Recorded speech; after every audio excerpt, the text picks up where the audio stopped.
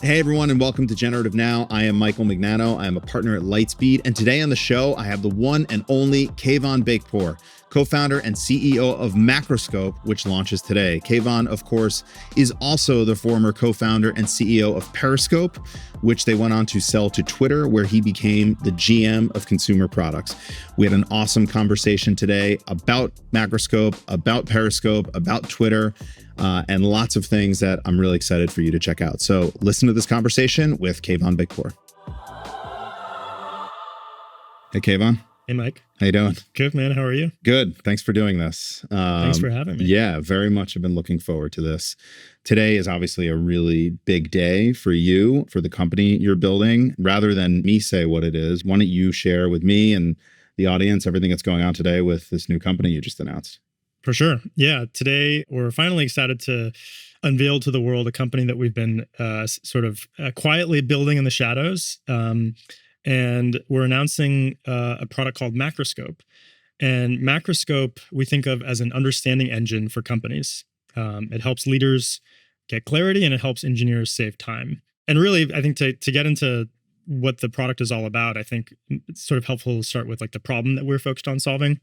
I think our experience building software companies over the last 15 years sort of emphasized for us that understanding what's happening at a software company is just really hard and painstaking. And by that, I mean understanding like what everyone's working on, how the product is changing, what progress we're making on our priorities is very important. Like there isn't a single leader or CEO or head of engineering or head of product that doesn't constantly ask those questions.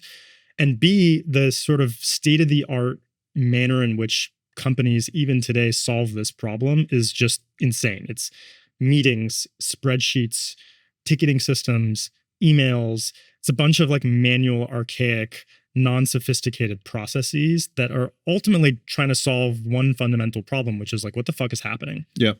And we sort of have lived this pain very viscerally, having worked at really large companies like Twitter, where very famously it was hard to understand, like what did we get done this week?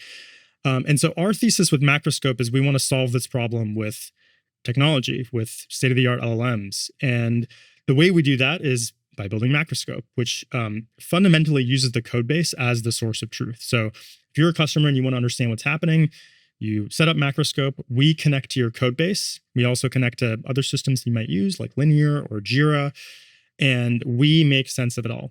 We use the code base to fundamentally tell a story around how the code base is changing and how the product is evolving, and also what everyone is working on, so that we can answer all those questions for leaders around how things are changing and what's being worked on and what's not being worked on, while at the same time saving engineers a bunch of time because we're automating a lot of the paper cuts that take them a little bit of time 50 times a day. So things like, automatically writing their PR descriptions, automatically writing their commit summaries, doing automated AI code review to help them, find bugs and fix them faster. These are things that are tremendously important to engineers. Also very important to engineers is not being interrupted, which, if you're a CEO or head of product asking a status question, as happens very often, ultimately that gets answered by an engineer taking time out of their day to go look at some code they shipped, figure out how they answer the question, and then play a game of telephone with some PM who tells an exec, who tells another exec. I was definitely guilty of that when I was CEO. We all were. All of that is what we're hoping to solve. I think sort of stepping back, software development is already changing, right? Like AI has already completely upended how code gets written. And I think over time, as AI agents become more and more responsible for the vast majority of the code that's being deployed at any given company, this problem of understanding what's happening only gets worse. Like you need this air traffic control system that helps you understand what's happening. And so whether it's Macroscope or not, we think that every company is going to have a system like this, a sort of intelligence layer that helps them get visibility around what's happening. And that's what we're trying to build. Yeah, it's really, really cool. And, I've obviously had a chance to think about this for listeners, for viewers. Lightspeed's leading your Series A. And so, yeah, I've thought a lot about the product. And I think what's really interesting about what you just said is if you imagine this future where there's more and more agentic workers inside of an organization, AI that are actually committing code or actually designing pixels. Maybe there could be hundreds of these things. Maybe there could be thousands. Maybe there could be millions. I have no idea. And that's probably going to be really hard to manage. Is that kind of how you think about it? For sure. I sort of think of it from two different directions. One, just the orchestration aspect of that workforce is really difficult. And even sort of pretend like this AI transformation hasn't happened. This is already a difficult problem. Like when we were at Twitter, the consumer team, which was the area that I was overseeing, there are 1,200 engineers. It's already extremely hard to understand what 1,200 human engineers are doing. Yeah. Not to mention to sort of ensure we're leveraging those resources in the right way. And so absent all the AI advancements that we have the luxury of now, being surrounded with, like, this is already an extremely hard problem. In a world where you have a human engineering team plus this sort of unbounded agentic software, resource layer, it becomes very hard to orchestrate and sort of understand. Ultimately, like, humans are accountable for the product. Like, however much AI you're using, like, there are human beings that are still accountable for the things that are being shipped. And so it behooves you as a team, as a leader, to understand what's happening. Yeah. So that's sort of one angle that, I think Macroscope is quite helpful. The other angle is that if you are going to deploy AI agents to sort of make your write more of your code, make your product better. My thesis would be, and I think sort of how we're thinking about Macroscope is the system that's going to be best at augmenting your product and developing your code is going to be the system that understands the most context about how your code base works, how your product works. So sort of if you imagine like the actual models become more commoditized, like all these models are competing to be the best at writing code. That's going to happen. That's like one layer. And then the other layer is just like the context engineering that goes into sort of all the operations that people are using these models with. And I think the underrated thing that we haven't seen as much innovation around recently is like, what context can this product or this model bring about the product itself and about more sort of holistically how this code base works. You've seen more of the like code base context in a lot of these agentic coding tools, but there hasn't been as much like, okay, what is the journey that this product has gone through? What is the essence of this product? What customer problems is this product trying to solve? And my thesis would be the more this intelligence layer, this orchestration layer understands, about that history, about that chronology, about that essence of a product, the better it's going to be at, helping understand what we should build into the product and how we should build it to align with the customer problems we're solving. So I think that's a layer to this feature that we're super excited about that I think is underrated. Yeah. So I think everyone for a couple of years now has thought so much about how AI will give ICs, individual contributors, leverage, right? And clearly, Macroscope is also going to do that through the code review side. But one thing we haven't seen or heard, or at least I haven't thought much about, is how it's actually going to give leverage to, or potentially eventually replace, kind of the manager side. And there seems to be an element of that with Macroscope where, this thing is sort of, like you said, air traffic control for all the agents, initially humans, eventually agents. I mean, is there a world in which we finally get rid of the annoying middle management layer that everyone despises? I'm extremely bearish on middle management. Always have been. I think what's happening now sort of, I don't know what the right phrase is, whether it seals the deal or just shines a light on how inefficient and senseless those roles, or at least the things that those roles usually spend their time doing, are silly in today's world.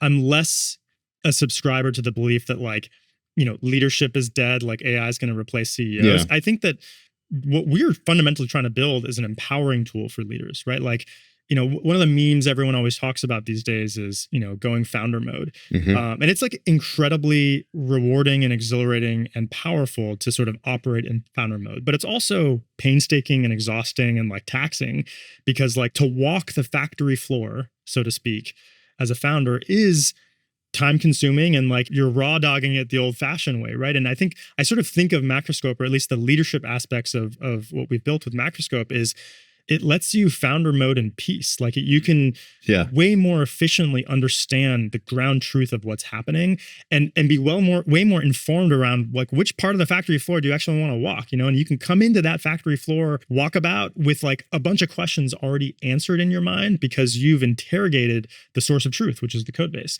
And so I think that's going to be actually incredibly empowering for any leader that already has the instinct of wanting to go tackle issues that are plaguing the organization or fix things that are broken that only they can uniquely solve super efficiently. And I think it's also very empowering for the CEO who's maybe less technically fluent. We see this, a few of the customers that we work with today, their CEOs want to fix their organization or make their organization work more efficiently, but they don't have the technical fluency to feel comfortable interrogating the code base or opening GitHub, looking at a diff and being, asking the tough questions around how engineering work is progressing. But I think a tool like this can really empower you in the same way that ChatGPT can empower you to become way more fluent in something, whether it's a legal contract you're debating or whatever else.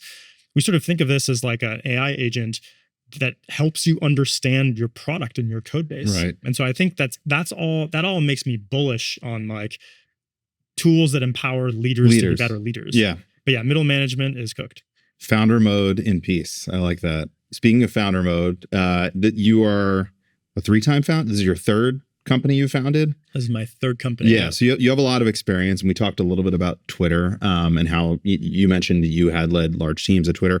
I feel like to fully understand Macroscope, I know we jumped right into it because I wanted to get right to the news. Like we have to go back a little bit and talk a little bit more about the experiences that led you here. So yeah, tell us a little bit about maybe those founding experiences you've had, because I think they offer really, really good context and history for this product launch. Yeah. So first company was your sort of prototypical scrappy startup in that it was, my co-founder Joe and I, who also I co-founded Macroscope with, we literally started it as college kids. Like Joe was on the East Coast at Northeastern, I was at Stanford. And there was a bunch happening in the development ecosystem. Facebook had released their sort of app marketplace. And then eventually, Apple had released the App Store. And so there's just these incredible canvases for building stuff that people could use. And our vision was no more grandiose than just like, we wanted to build cool things for people. Yep. So we started building Facebook apps. We ended up then building iPhone apps. And our idea was, since we were in college, and we, as a student, you had to do all these things to survive, right? Like register for classes and search the campus map and figure out what your professor's contact information is. And like all the systems that students use to access this stuff was like ancient and archaic and terrible, like PeopleSoft and other, horrible ERP systems. And so our idea was like, why don't we just build a really beautiful mobile app using the iPhone SDK, put it on the App Store.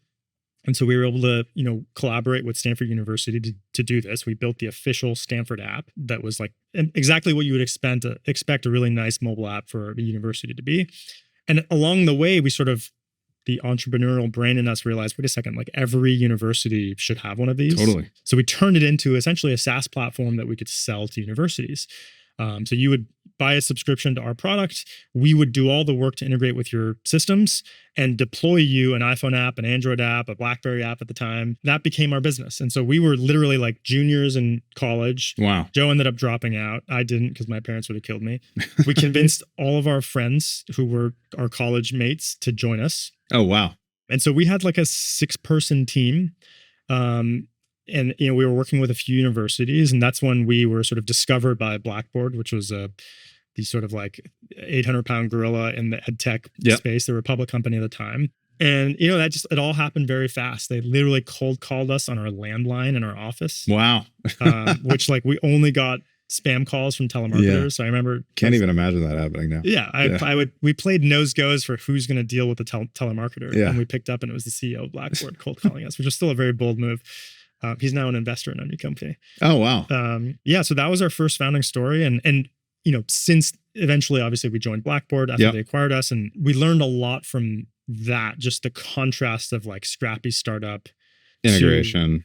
Dealing with the corp dev process of like integrating into that company in that way. I think we learned a lot of lessons that made us smarter and wiser when we were going through the process with Twitter a few years later. But then more importantly, just getting exposed to how a big company like Blackboard ran, we just learned a lot. How big was the company? I know you said they were public, but like how many employees? Or Blackboard was probably 3,000 people at the time total. And you were 6 when you got acquired. Yeah. That scaled up. Yeah. Our team became Blackboard Mobile. Like we were the mobile division of Blackboard, and we grew that from 6 to about 120 people. Okay. Inclusive, we had a dedicated sales team. And you just graduated from Stanford? I hadn't graduated. Oh, you hadn't graduated at the time of the acquisition? Oh yeah, this was between junior and senior year we got acquired. So like now you're running this huge team and obviously you don't have any management experience. You haven't even finished college. No. Yeah. Okay. Well, actually, the reason I can always remember how old I was when this happened is because when Michael, the CEO, took us out to make us the offer, I had to use my fake ID to get into the bar. Oh my God. So I definitely wasn't 21. I think I was 20. That's crazy. Yeah. Good times. And honestly, I think not having the management experience kind of served us well. Yeah. Because what we needed to do was shake things up and do things differently. Like Blackboard was trying to sort of rejuvenate itself or rebrand itself as building tools kind of for students. It was this, it didn't have the best reputation, let's say, in terms of having students like their software. And here we came as a sort of like, this is for us, by us. And that vibe, I think, ended up being it was so authentic. Like we literally were students building the tools we wanted to use. And so I think that really helped. And everything else was just learning on the job. I'd never managed a sales team before. That was really fun, honestly, like learning how to navigate that. But yeah, it was pretty wild. So first founding experience at a very young age, super successful. Amazing. And then you had another one, obviously, right after that with Periscope. Tell us a little bit about that journey. Give us like the abridged version of that story. I know it's been told many times. The abridged version was very similar to Blackboard, very similar to now Macroscope. Our kind of philosophy around product development is not particularly fancy. It's actually quite selfish. Like we just want to build things that we want to use. Yeah. That's why we started Stanford. That's why we started Periscope. That's why we started Macroscope, all for very different kind of reasons. But fundamentally, the Periscope one was, at the time, the iPhone had obviously flourished into this device that billions of people used. It became not just a smartphone, it became the best camera you could have in your pocket. And at the time, my co-founder and I, Joe, were doing a lot of traveling. This is like 2014? This was 2012, 2013. Okay. He had left Blackboard a little bit before me. I'd left Blackboard eventually. We just were traveling the world, And the abridged version is, I had this trip that was going to happen to Turkey. I was going to go to Istanbul, but there was a lot of civil unrest in Istanbul, protests on the street. And, I kept watching CNN. I kept getting texts from my parents being like, there's a lot of violence. You can't go. And I remember having this conversation with Joe being like, I wish I could just get a like true sort of live version of what's happening right now. So I could get a sense for whether it's like actually like, what is the street that my Airbnb is on look like right now? And we started talking about this metaphor of teleportation. Like, why can't I like rent someone's eyes and ears somewhere in the world to see what's happening? Was like the very selfish like question that came to my mind. And obviously like we weren't smart enough to build an actual teleportation device. Yep. Although that would be really awesome. That would be awesome. But it sort of seeded this idea of like, well, everyone's got a camera in their pocket. Yeah. What if you could build this marketplace for live interesting. video? It was a marketplace initially. The first prototype of what became Periscope, it wasn't called Periscope at the time, was a marketplace for photo sharing. Show me this corner. It was like, let me drop a pin on the Tokyo fish market. Show me how long the line is for the sushi shop. It's or pretty smart. Drop a pin where my Airbnb is. Yeah. And, in fact, like one of our first prototypes was we hired a bunch of walking tour guides. So it was like, I'm going to drop a pin in Central Park and ask someone to give me a walking tour. That was like our way of trying to activate on this question, this like teleportation question. Yeah. We built that product. It was the called marketplace and everything. Yeah. Wow. Yeah. The product was called Bounty. Okay. Because you could put a bounty on a place. Yeah. And we had this feature called offers where I could put up an offer for a walking tour. I would pay $50 an hour and I would pay per minute or whatever. And, we built it, we prototyped it, and it suffered from a lot of problems. One, like photos were not particularly expressive, right? Like it was a very static rendition of what was happening. And two, the marketplace thing, you have this liquidity problem of like, well, how do you ensure you have enough supply to fulfill these requests? And who's going to ask for a tour of the Tokyo fish market if they don't know if it's going to happen in time and if it's just photos? And so we changed two things. One, we tried live video instead of static photos. And two, we were like, let's just make it really easy to press a button and go live. and just let's defer. Yeah, let's make it punt more on about the supply than the demand. Yeah. I mean, that was the journey. It started with the same question of like, what's the closest way to get to this teleportation concept for no other reason than we thought it would be cool. Like, no, it's not like there's no customer demand for this that we could tell. In fact, every live streaming app we'd seen before it was like not particularly successful. Every person we talked to, whether it was investors or friends, would say things like, this seems like a bad idea. You should pivot. But we had to try it. It was as simple as that. And it still took a bunch of iterations. Like the first few versions just didn't feel right. Mm-hmm. We still felt compelled to move forward.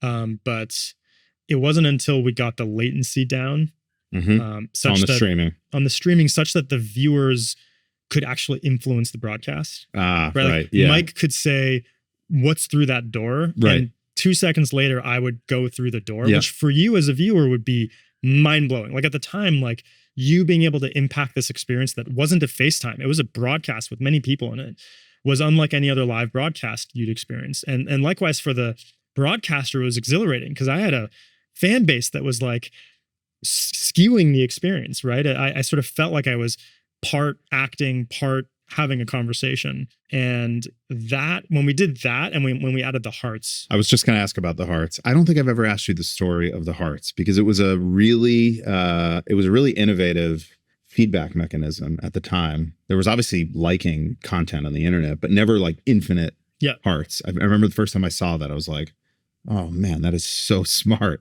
Give us the story of that. I know it's like not super relevant to the overall story, but. So 2 things that happened. Yeah. One, we had a brilliant designer by the name of Tyler Hansen, who works for another Lightspeed company, Particle. He's just, one of the best designers I've ever had the good fortune of working with. And we just banged our head on the wall on this interaction. At first it was a single heart. We might have tried a thumbs up at some point, and it just felt so lame. It felt so unappealing and just not useful for anyone, not the broadcaster, not the viewer.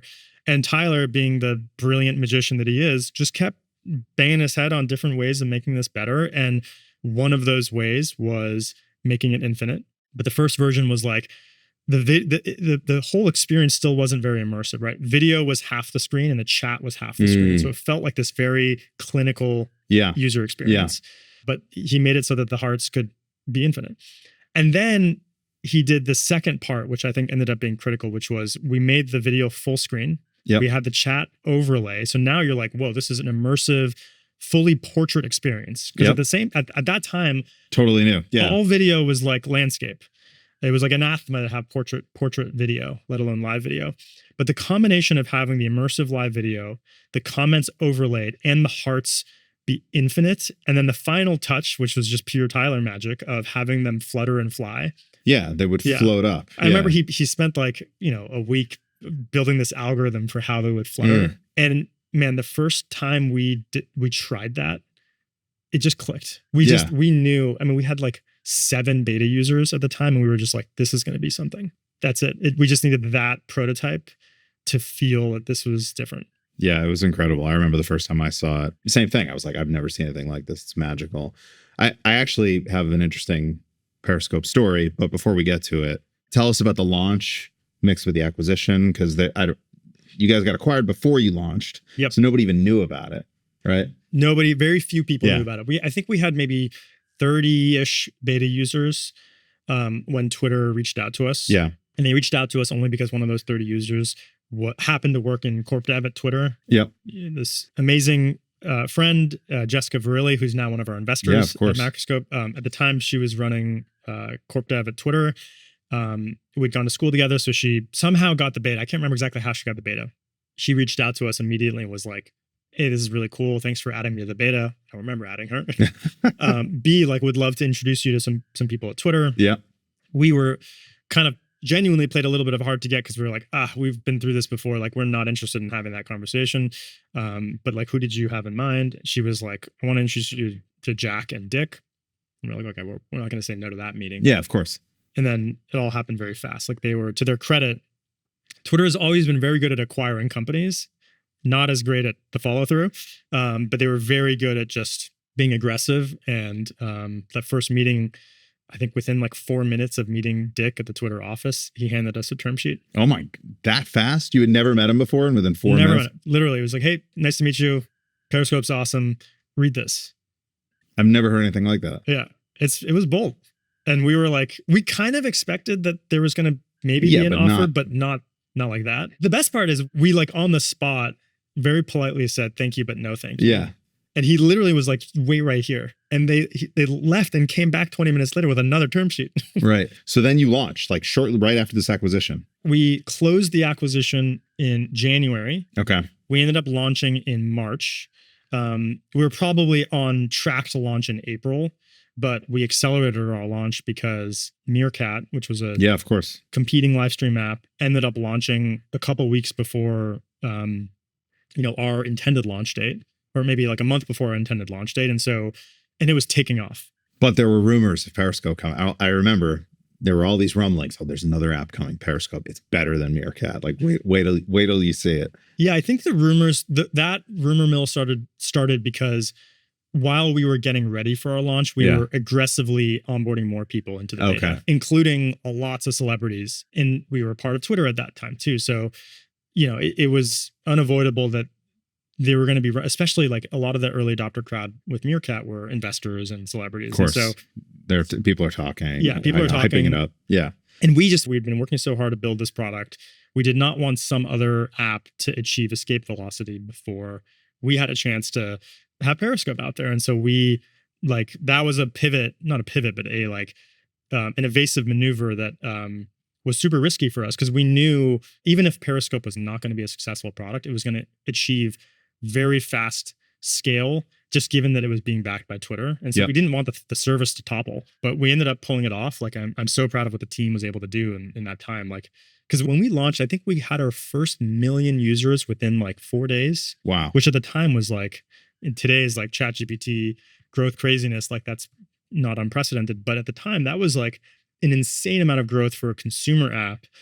And for infrastructure that was like pretty untested. Yeah. And for live video of all things, it's not like, these aren't static photos that you can put on a CDN. Like there's a lot of like sophisticated infrastructure that we had not tested at that scale. And so, yeah, it was a crazy first. It was crazy. I don't think we slept for the first like 6 months. Yeah. I remember right out of the gate, the day it launched, I'll never forget it. I was working for a company called Aviary. Actually, I think we had sold to Adobe by then, but we were in our office in the East Village, and I remember it launched. And I think within a few hours of it launching, maybe not even, there was a building in the Lower East Side that exploded. Yep. And I pull out Periscope. I had never used it before, and literally just tapped the button. It was like the first time I had ever gone live. I just pointed it out the window towards this explosion, and it instantly went viral. There were tens of thousands of people watching within seconds, and the hearts were fluttering. And it was this crazy moment where it really, for me, it really lived up to this promise that you could tap a button and you could have thousands of people watching instantly. So that was really fascinating for me. But, I think this format of live video and live audio, which I later thought much about when I was at Spotify, I became convinced that this format is flawed. And I know you've talked a little bit about the downfall of Periscope. And you also obviously dabbled in things like Spaces, which I know was actually a big success for Twitter. Talk to us about Periscope, why maybe it didn't work long term, why live video didn't work long term, and really how you feel about this format as a strategy. Yeah, so a few thoughts on this. One, I would say there's one fatal flaw that we made. Yeah. And then there's a few other reasons as well. I think the fatal flaw that we made is, I mentioned to you that the origin story was all around teleportation. And seeing what was happening. Yep. And I think that's always spiritually the thing that motivated us. And still to this day, my romanticized vision for Periscope is teleportation. The mistake we made is that we didn't realize that the vast majority of people who were using the product were not motivated by that. They were just trying to talk to people. On the demand side or the supply side? On the supply side. Okay. The motivation of the broadcasters, which is essential, right? They are the supply. Yeah. To go out and collect videos of the world, and their goal is not unlike other social media platforms. They either want to be famous, or they just want to talk to people, right? They're just bored and they want to have conversations. And you can't really become famous easily with this, right? My experience was totally random luck. I happened to be in a place at a time. I think You can though. It's not unlike Twitter. Like people become Twitter famous. People become true. Instagram famous. Okay. Just for doing some shtick that resonates with them, and they become popular for that shtick. Right. It could become like a talk show or something. Yeah. Yeah. Okay. And Man on the street type thing. Totally. And I think those core needs, like just having conversations because you're bored, or making money, or becoming famous, we lost our eye on those balls, and instead I think for too long kept focusing on the teleportation thing, where that wasn't the pull from the community. And so that was like the fatal flaw that we made. I think the other dynamic that happened here is one, and I believe this personally, maybe I'm too jaded, but I don't think that short form live video can exist as the sole medium within a social network. I agree. It's too difficult to make the synchronicity work and have critical mass and like durable retention without including some asynchronous networking features. And this is why live in the context of IG, Instagram, and live in the context of TikTok, or live in the context of Facebook became so effective. One, they had much larger distribution because you had these scaled social networks. And B, the network that formed could retain their relationships outside of the bounds. Asynchronous content. Yeah, outside of the bounds of a live video. And I think Periscope, it took us too long to add those features. And our competitors were more quickly able to add our features into their larger platforms. Yeah. Combine that with the fact that all the thesis around us integrating with Twitter took way too long for reasons that are annoying, but had to do with like Twitter's priorities and our ability to actually make the integration come to life. And so we just got outcompeted is the short answer. And, to our competitors' credit, as frustrating as it was to see this, like, Zuck woke up one day and decided we're going to make it a code red, like 300 engineers, boom, go build Facebook Live. And we did not have that kind of priority at Twitter. But you could argue Facebook Live suffered, the same fate as Periscope did in terms of the format considerations you just mentioned, like synchronous content on the internet, short form. It's a math problem. Like the beauty of the internet is it's on demand. Most of the content on the internet, you can view it anytime you want. You can consume it anytime you want, but with live, you can't, right? Like you have to have a critical mass of people who are ready to consume that thing the moment it's happening. Yeah. And so, yeah, I also believe the format is kind of flawed, which is kind of interesting because, and it's kind of interesting you feel that way too, because a few years later, I heard another rumor, I don't know if this is true, that Twitter tried to buy Clubhouse, another live synchronous format platform. So what's the thinking there? Well, first of all, is that true? And then if it is, what's the thinking there in that the Periscope format was flawed, but then you all try to do it again? Well, what we felt was flawed was a dedicated live platform. Okay. By the time all this started happening with, Clubhouse taking off, it became clear in our minds that live should be a feature within Twitter. Okay.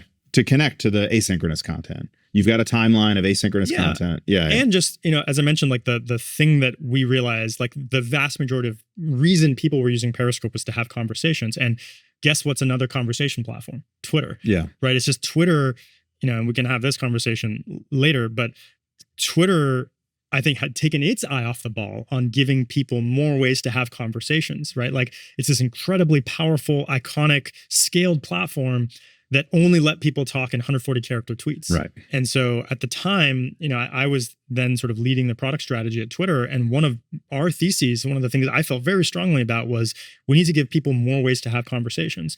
And live is just one piece of that, right? You need to be able to do long form writing. You need to be able to not just broadcast tweets. You need to be able to have like civil conversations in the replies, because conversations aren't just like one-way doors, right? And so there's so many feature ideas we had and product strategy ideas we had around activating on this goal of like, let people have more kinds of conversations on Twitter. One of them was audio. Yeah. So at the time, we had our own effort to build audio conversations into Twitter. Can I just pause you real quick? Yeah. So just like, I just want to say, so everyone's caught up, obviously Periscope got acquired, it launched. Fast forward, you're leading huge team at Twitter at this moment, right? Like you're leading a team of, I don't know, thousands of engineers. After my Periscope chapter, I had two chapters at Twitter. One was head of product, head of consumer product, where I was not leading the engineering team. I was just leading the product team. Right. And then GM of consumer. And then I was the GM of consumer, which included the product and engineering and design teams. So at this point, I was just leading product. Okay, got it. Another sidebar for later, but we'll Twitter's org structure was very strange. And one of my lessons learned from how to not fuck up a big company is like org structure stuff. And so this was like a particularly challenging for me personally part of Twitter, where I had the responsibility of the consumer product strategy and all of our metrics, but was only empowered with the product management team. Right. But anyway, in that capacity, we were super excited about audio. And we were building something ourselves, what would later become Spaces. But we had not launched it yet. And yeah, Clubhouse was taking off. And our thesis, our interest for either building or buying something was always to integrate it. Maybe a separate app could exist as a complementary thing, but like our goal was like, no, we want to make Twitter, the product, better. And, I think, we did talk to the Clubhouse team at multiple points about trying to convince them to come on board. And that didn't work out. Why not? The first time we were too late and didn't offer enough. And the second time, what they wanted was not something we could give. And I'm glad the we offer didn't. was not big enough. I thought it was big enough, but they didn't. And they also were able to raise an pretty insane fundraising round. And they chose they chose their path. Got it. So classic, founder goes to either raise or sell, and, they explore all options at the same time, whether it's selling or raising, and they picked the raise path. Yeah. As one should, totally. Obviously. I think every person has their own takeaway from this. My takeaway was, I'm really glad we did what we did, which is we had an internal team that was so passionate and excited about audio, that like deeply understood what Twitter was and how audio should exist within the context of Twitter. And a lot of this team was the Periscope team. Yeah. And we used the Periscope infrastructure, which made it super efficient for us because it's all the same stuff. It's just like take the video out. It's still, it's live streaming. So we were able to build Twitter Spaces and launch it and have really great impact. It's probably the feature I'm most proud of having shipped at Twitter. The speed at which we did it, like that project really operated like a startup within Twitter, and it jolted Twitter to think that things were possible in a way that no one assumed was possible before, just like the speed at which we launched that. And so I'm really proud of not just like the product, but like how that shifted the culture of the company. It was really healthy for us to go through that. So on this strategy, we just talked about how you didn't believe synchronous content could work if there wasn't an opportunity to then immerse the users in asynchronous content, right? This is like merging live into Twitter where you have all this other content. Then why go out and spend all of this money on this platform, Clubhouse, which at the time just was a synchronous platform? Why not just do the build path? There's trade-offs, right? Yeah. In theory, when you buy something, it's the same reason why Twitter decided to buy Periscope rather than build it themselves. Yeah. Like they're bringing in talent, bringing in people who care deeply about a problem, who can sort of bring that founder je ne sais quoi of like, I'm going to will this thing. So you want the talent and the user base, bring them over. And people who've like thought about the problem deeply. And the user base as well. Yeah. So those are the reasons to do something. And then there's lots of reasons not to do something. It's hard to generalize these things, right? There was a time in that debate where it was like a kind of up in the air, like it could have been a good idea to acquire. And then eventually it became like very clear that it's just not, like it would be foolish to do anything other than leverage the start that we have to go build it ourselves. That's why we did that. Okay. So now let's talk a little bit about Twitter and your role there, especially managing such a large team. I think Twitter, I hope this doesn't offend you, I think famously got a lot of shit on the internet for many years about not shipping fast enough, not getting enough stuff out the door. And as you've spoken about Macroscope, you highlight how you and your co-founders experienced the challenges and the pain of communication and collaboration in a really, really large organization. Is that connected at all to the feedback like many had about Twitter over the years? I think in part for sure. Okay. It's not the only reason. To understand the Twitter dysfunction requires a PhD dissertation. Okay. But we can go through the high levels. One is it was just a really large company. Like any large company, there's inefficiencies. It's hard. That part of it is very connected to Macroscope, and we can go into detail Yeah. there. There were some other things that were uniquely sort of Twittery, which was like there was just a stated strategy for years, which was, and I quote, refine the core. Like the strategy was wow. Let's not take big swings. That's fascinating. And this is right around the time that we joined, Periscope joined. We were a separate startup. We weren't really involved in Twitter land. We were kind of like a little frustrated from the sidelines because we were trying to get the attention of Twitter folks to help integrate live. And we sort of couldn't get the time of day because at the time, the company's strategy was like, no, we're not taking big swings. We are just like gonna turn the knobs on the home timeline to make recommendations better. Like that is what we're gonna do. And we're not going to go ship other random features that are like riskier and more speculative, which is ironic, by the way, because they like bought a whole company. So like if you're, why would you do that and not do the integration part? That's fascinating. Refine the core. Is that known that was the strategy? Is that publicly known? This was very explicit. Yeah. Okay. I think I've talked about this in previous interviews as well, but yeah, I mean, this was a huge mismatch in selfishly what we wanted, but also, and by the way, this is nuanced. There's pros and cons to this, right? The cons were Twitter had a reputation, rightfully so, for not having like meaningfully changed the product or innovated. That is a deserved reputation for over many years. The upside was that focus actually brought the company back to growth because at the time, like the consumer product stopped growing, DAUs stopped growing.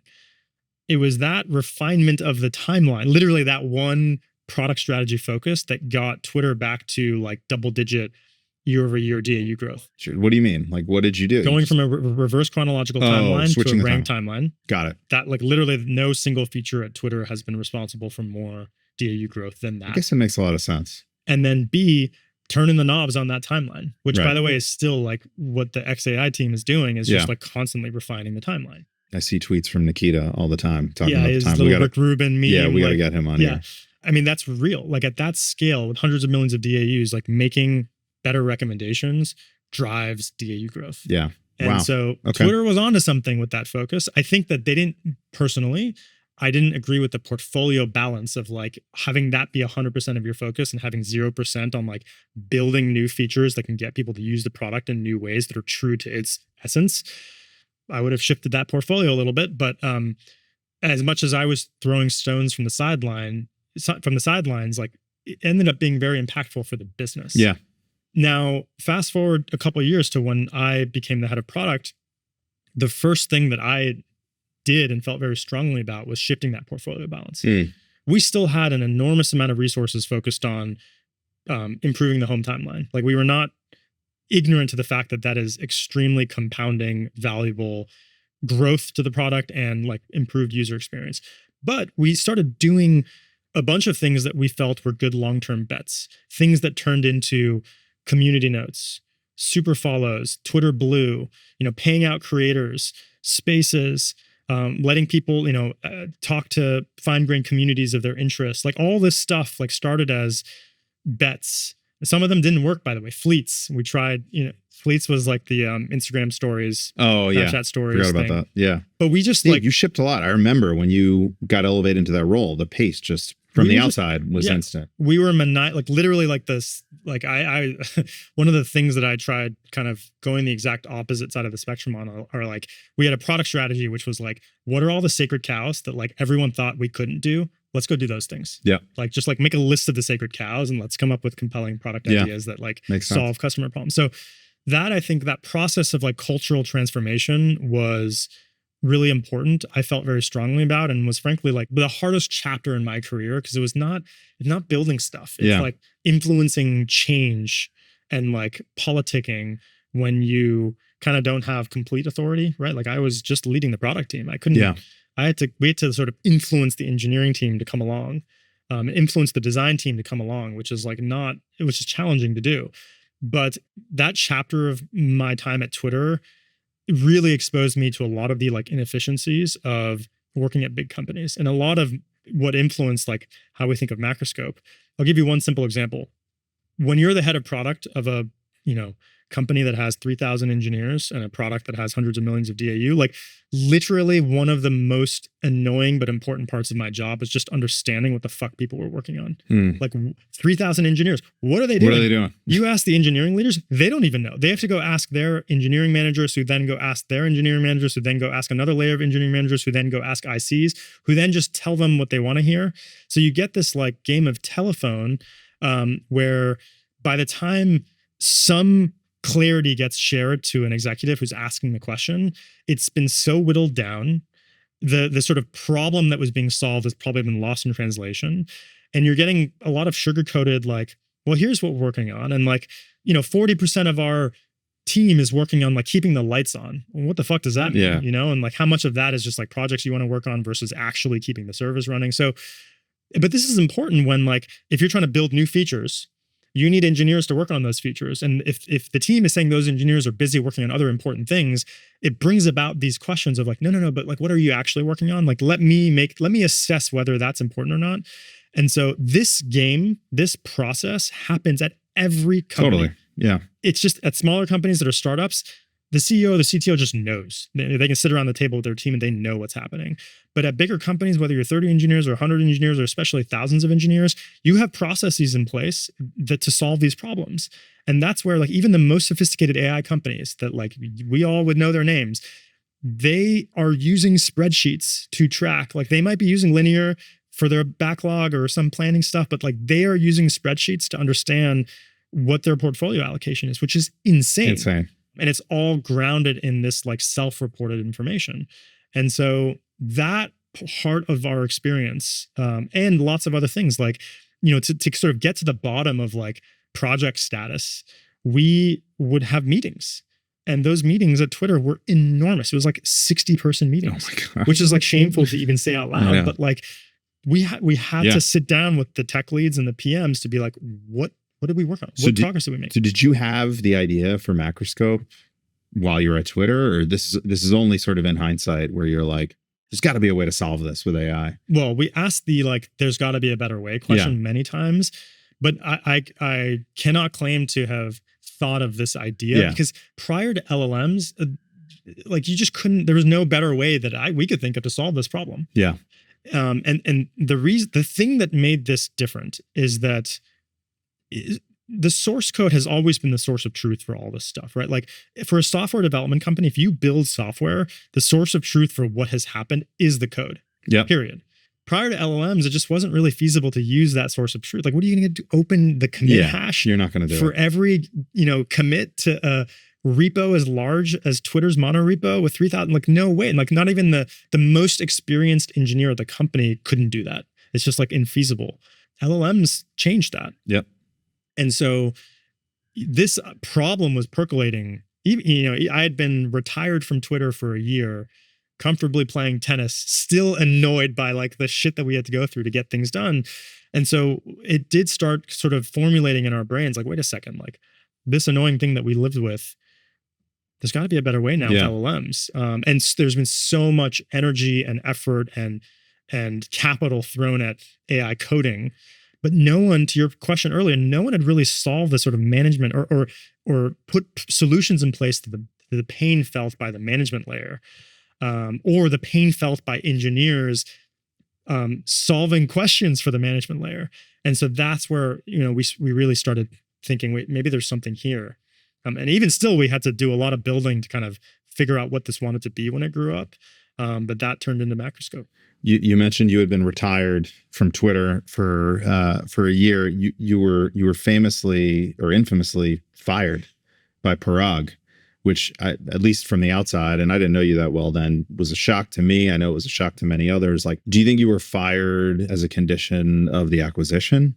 No. Like, did Elon's team ask Parag to reduce the staff or something? No. In fact, the very first time I met Elon, which was 7 months after, basically like the day he closed the deal, was the first time I talked to Elon. And his first question to me was like, why did Parag fire you?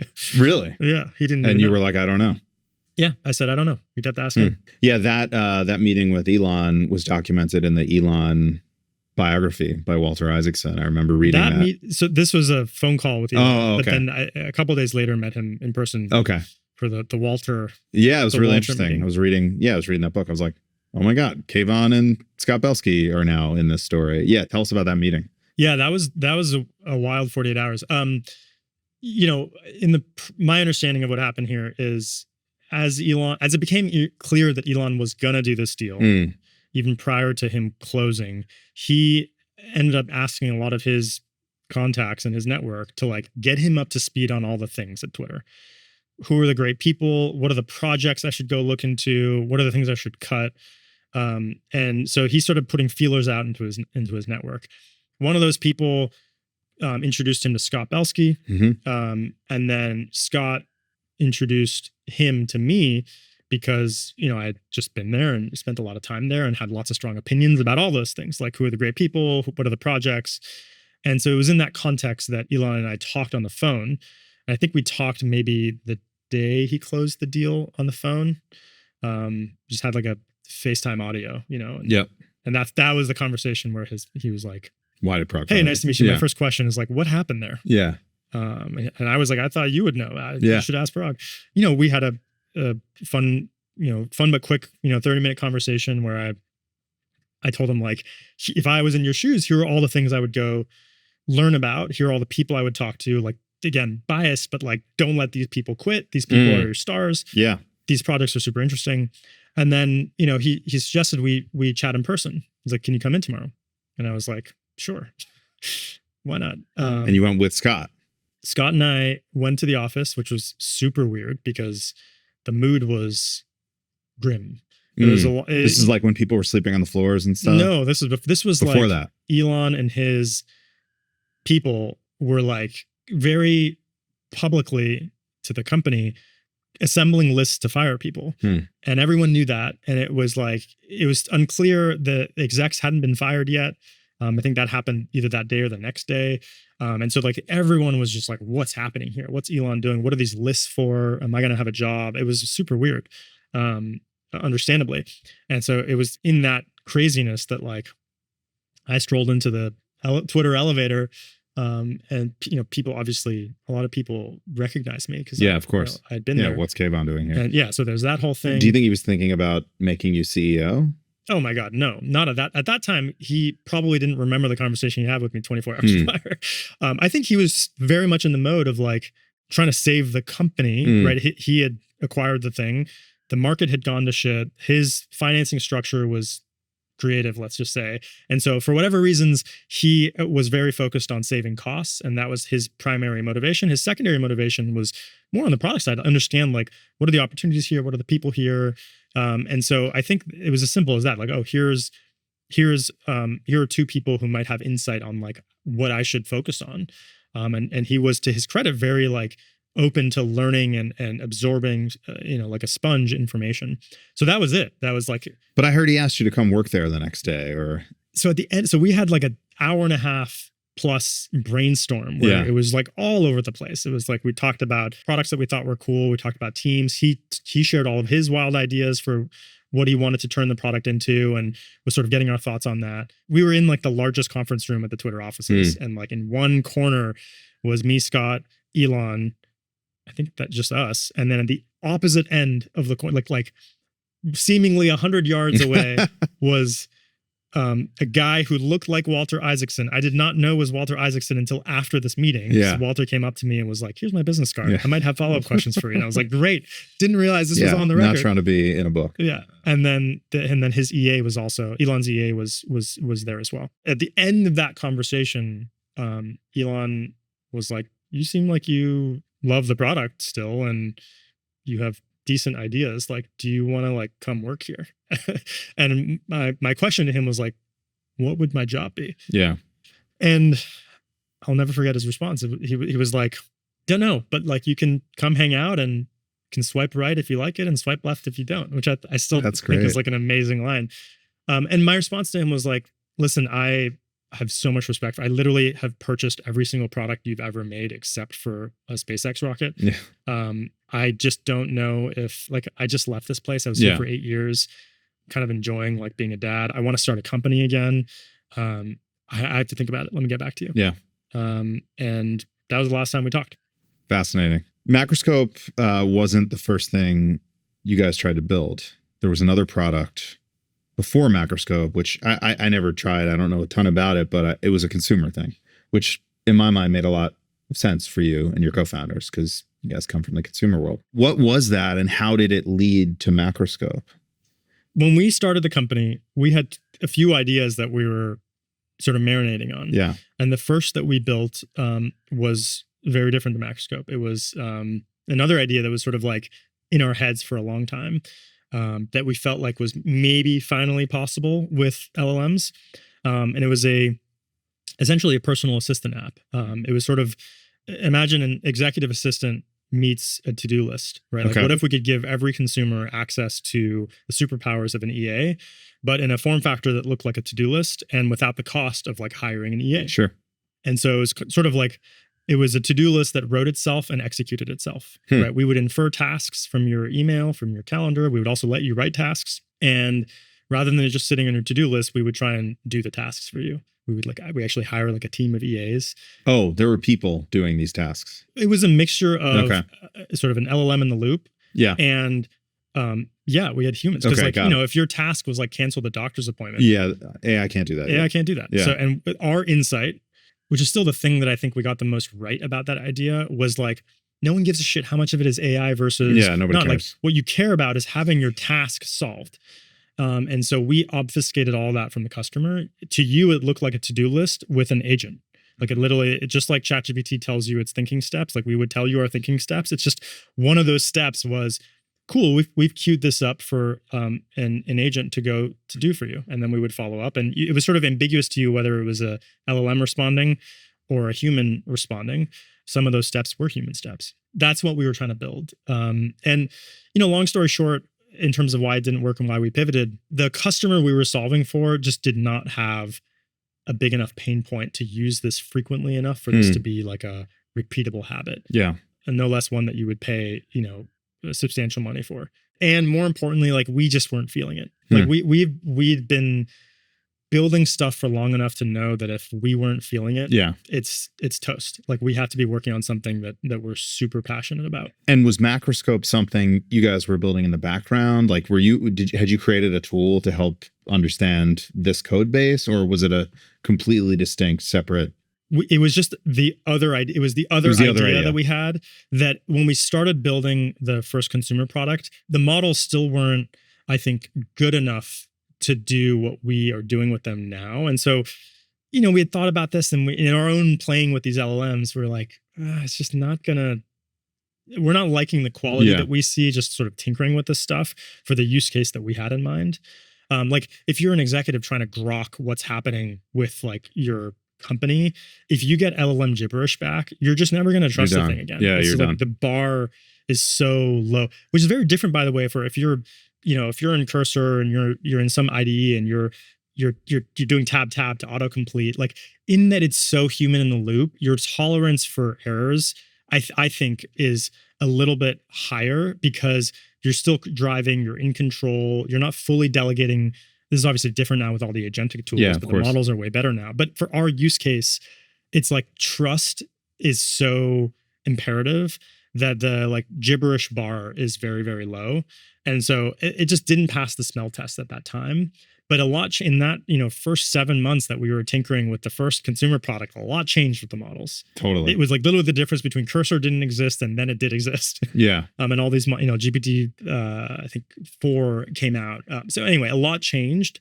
And the combination of now we had sort of reminded ourselves what it was like to like be building software with a team. It wasn't a substantial team, but we had a large enough team that a lot of these problems sort of represented themselves to us of like, what's everyone working on? And like, what did we get done this week? And so all the stars kind of aligned in a way that made that idea come back to the forefront. And we started prototyping it and it started feeling good. Like, oh, wow, there's something here. Like we can write technical summaries about code changes that we felt the AI could write better than we ever could. Wow. And that's still the thing that we hear from our customers today that makes us know we're on the right path. It's like, this isn't something a human could do. Really competent engineers who are like senior experts in their code base will say, wow. Like getting an engineer to say, wow, about like a summary is I think is a good signal. Yeah. So product is launching now. I, of course, think it's going to be a huge success. Assuming it is, like, how does this evolve over the next 12 months? Like we said at the beginning of the conversation that we expect more and more agents within organizations. So I imagine that'll have an impact on the product. But like, how else do you imagine this product and this space evolving over the next 12, 24 months? I think there's a couple sort of dimensions that we're really excited about. One is like fundamentally Macroscope has built this perception layer that tries to understand what's happening at your company. And primarily today we use the code base as the sort of core tenet of that perception layer. And we've got a bunch of techniques that we've built that leverage the AST of the programming language to really build a graph of the code base and do all this magic to sort of set up the LLM to be successful. But it's using the code base as that source of truth. I think one of the sort of dimensions you can expect us to innovate on is using additional sources of data to understand what's happening. Oh, right? Interesting. Like the code base is one. Your issue management system is one. Figma is obviously extremely important to the extent that you're building a sort of customer-facing product that has pixels to it rather than just like an API, let's say.